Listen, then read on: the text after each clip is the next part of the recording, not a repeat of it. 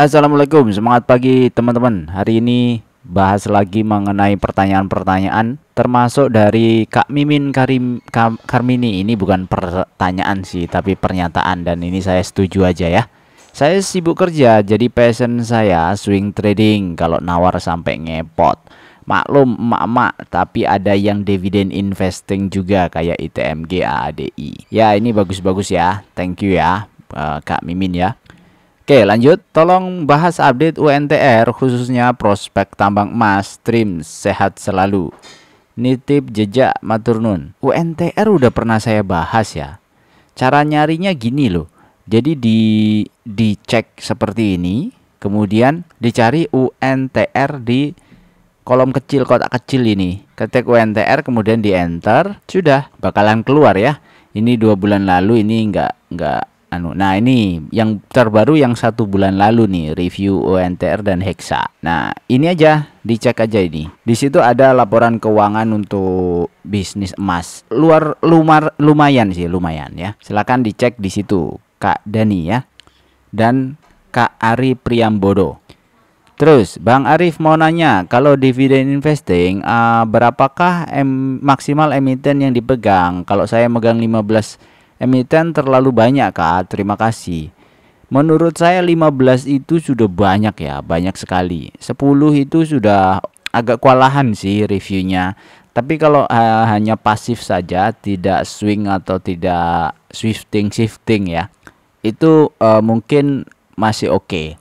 Tapi kalau 15 itu sudah ngikutinnya sudah agak susah kalau ketika tidak pakai trading system yang tepat atau tidak pakai trading system yang auto gitu. Auto tuh maksudnya kapan saatnya kita itu hold, kapan saatnya kita itu average down, atau kapan saatnya kita nyicil. Itu kita tidak punya sistem yang tepat. Nanti akan bingung ketika terlalu banyak emiten, jadi nggak fokus, malah justru lossnya jadi makin banyak. Jadi sebenarnya 15 itu maksimal ya. Yaitu kalau saya, kalau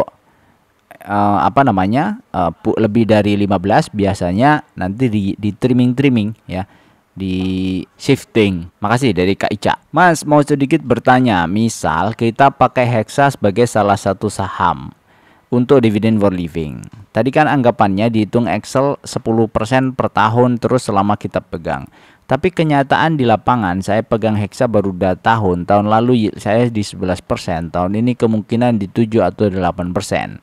Karena average saya di 5.800-an. Solusi gimana Mas? Apa tetap bertahan terus nunggu dividen sambil average down? BTW Hexa saya cuma 11% dari total porto. Atau berusaha keluar yang pastinya cut loss untuk cari saham dividen yang potensial lagi untuk menggantikan Hexa. Mohon arahannya Mas kalau berkenan. Terima kasih, salam dari Medan.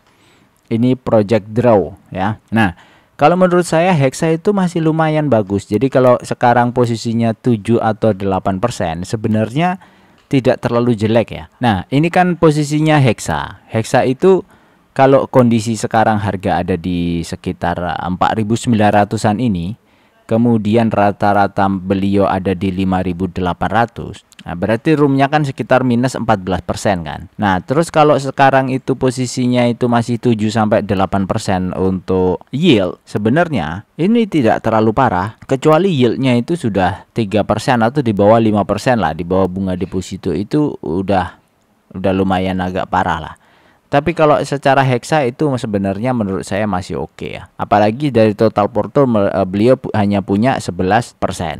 Dan kalau ngelihat EPS-nya terakhir itu kan juga profilnya juga lumayan ya. 100, 100, 191, 185. Jadi masih lumayan oke.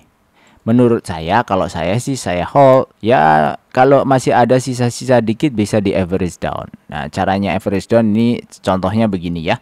Kalau punya 20 lot atau 100 lot lah ya, 100 lot 5.800, 58 juta. Harga saat ini kan ini 4960 ya.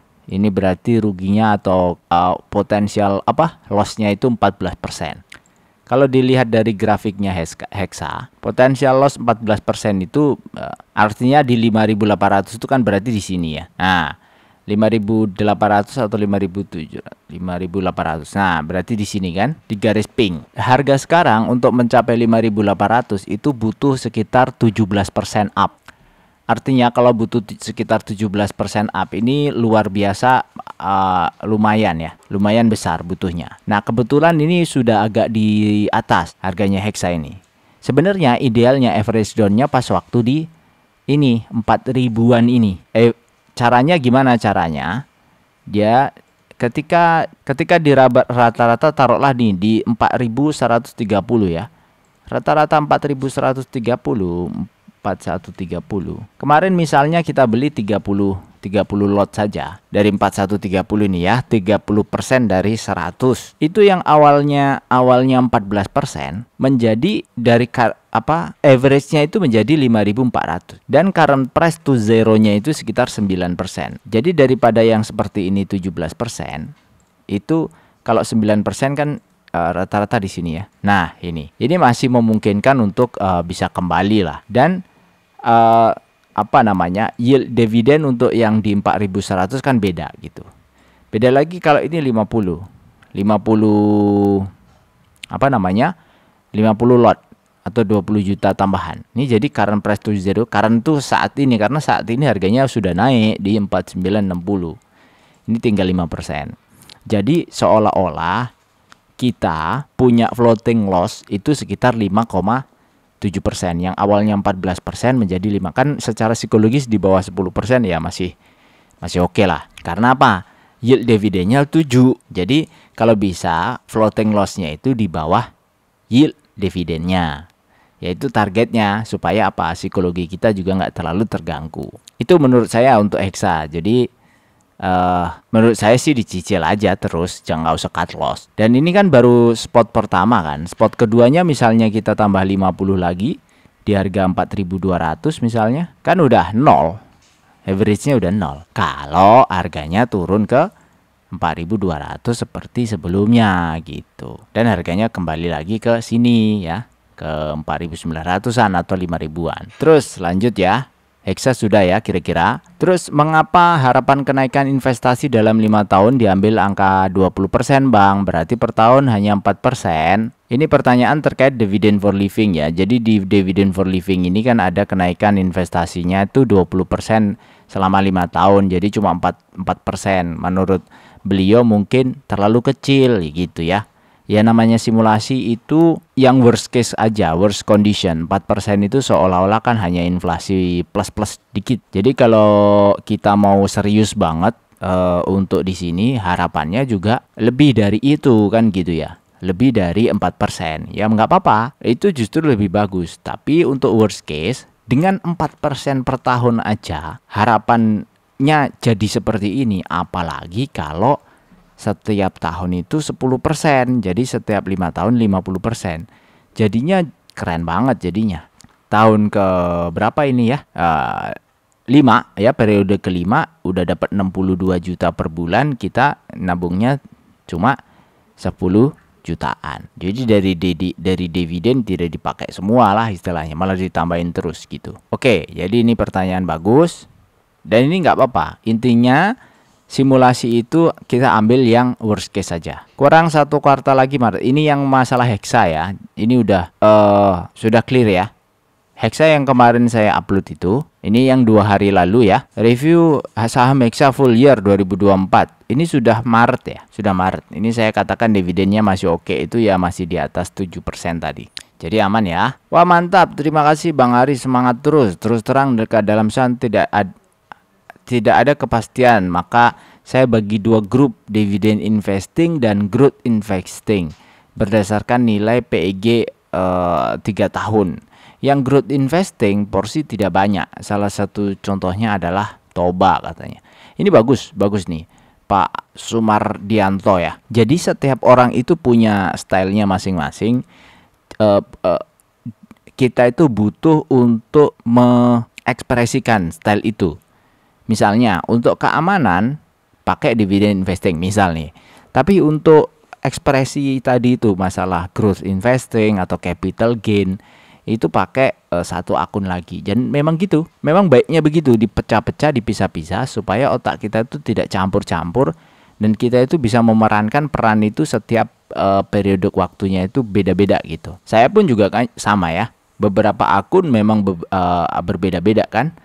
Saya ada akun di Stockbit 2 misalnya, di POM 1 dan lain-lain ya. Ya nggak apa-apa kan, akun banyak itu kan nggak bayar, nggak kayak bank ya, ada abodemennya. Tapi kalau di itu kan nggak bayar kalau yang apa namanya, yang akun biasa.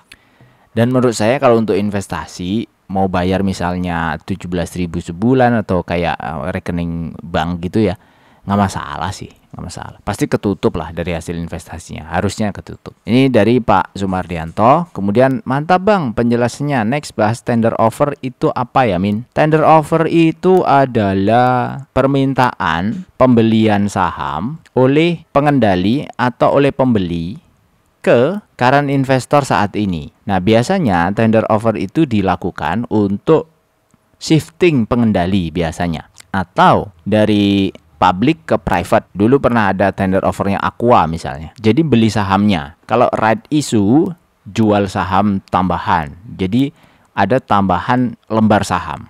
Tapi kalau tender offer hanya mengalihkan saja. Contoh ini di kalender ini ada tender offernya data. Data ini ada yang beli kan? Berarti dibeli Rp974 per lembar saham. Nah, data sekarang punya harga 1240. Nah, itu kan ditawar 975 ya. Di sini nih, 974. Ya, taruhlah 975 lah, susah ini ngepasinnya. Udah, ini aja.